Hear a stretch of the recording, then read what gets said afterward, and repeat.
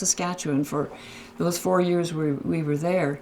But during that time, we lived in a district that people might say it was a poor district. To me, it was a wonderful district. I was a kid, 10 or 11 years old, and at that time, the Royal Air Force had set up a training center in Moose Jaw, Saskatchewan. And there was a man on the training center. His name was Ray Jones, and he loved children, but he loved sports. And because he and a number of the Air Force people felt that we were underprivileged children, he came almost every night and he would work with us with sports. So it was an exciting time in my life to be able to have this man who is a keen phys ed person who really wanted to help underprivileged children. I use that underprivileged because it's so wrong, because often, we were happy children. We really liked what we were doing, but this man taught us all sorts of sports. I mean, depending on the season, he was there. He taught us to play basketball. He taught us to play baseball. He taught us, there was a little creek that was running through Moose Jaw. He taught us how to canoe. He taught us swimming. The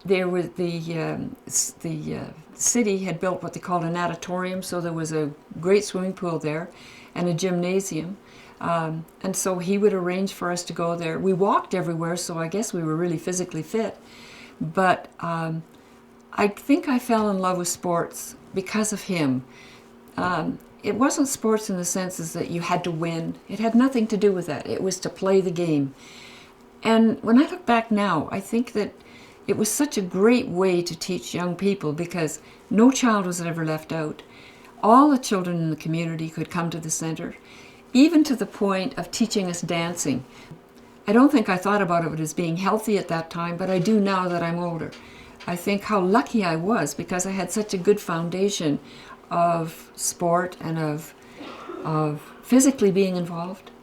I think there's a big correlation of sports with everything that you have in life. I don't think that you ever try to segment it. You don't try to say, look, I'm going to be the captain, or that I'm going to be the leader. It's if it's a team sport, then you're into it with a team. If it's an individual sport like golf or tennis, to me is almost even individual. But I think you learn so much from being involved with sports. But I also personally believe that you do the same thing if you're involved with art, or if you're involved with music, or if you're involved with anything that you can put your mind to and that you can get truly involved with.